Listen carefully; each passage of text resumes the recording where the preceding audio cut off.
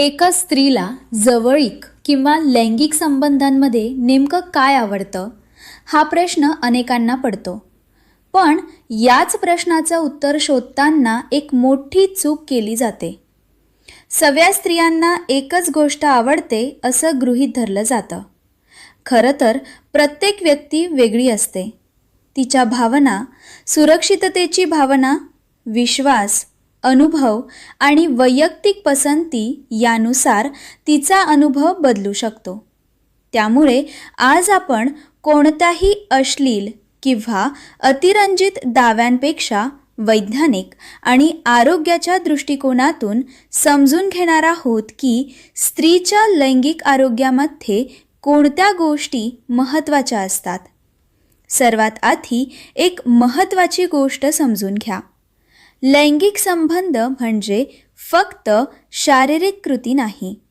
त्यामध्ये भावना, विश्वास, संवाद आणि परस्पर संमती यांचाही मोठा वाटा असतो.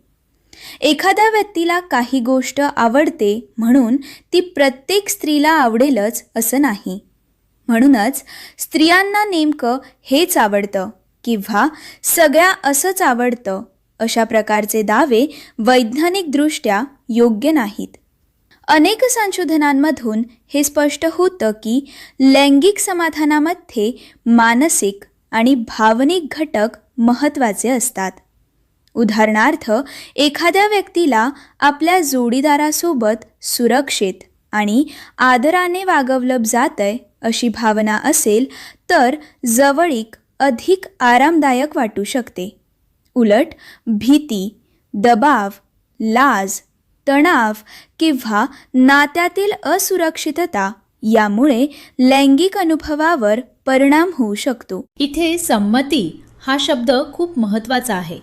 संमती म्हणजे दोन्ही व्यक्तींनी कोणत्याही दबावाशिवाय एखाद्या जवळीकीसाठी होकार देणे.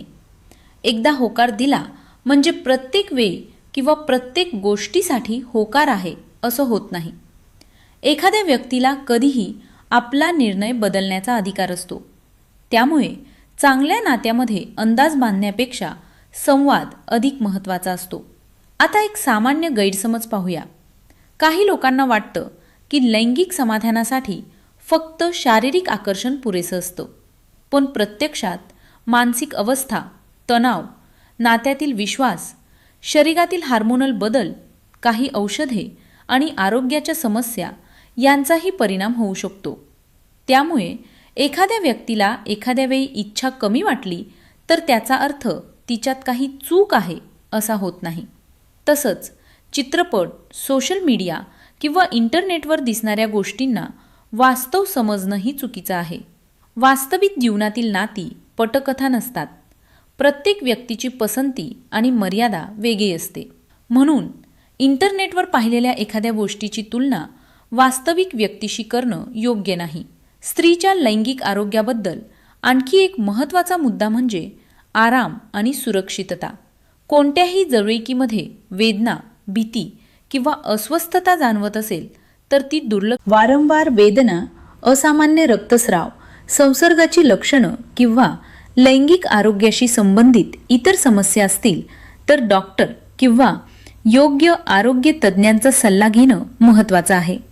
आणखी एक गैरसमज म्हणजे लैंगिक समाधानाची एकच ठरलेली पद्धत असते. प्रत्यक्षात असं नाही. व्यक्तीच्या शरीराची प्रतिक्रिया आणि भावना वेगवेगळ्या असू शकतात. त्यामुळे कोणत्याही व्यक्तीबद्दल तिला हे नक्कीच आवडेल असा अंदाज लावण्यापेक्षा तिच्या मताचा आणि मर्यादांचा आदर करणं अधिक योग्य आहे. यातून एक अतिशय साधा पण महत्त्वाचा नियम समोर येतो.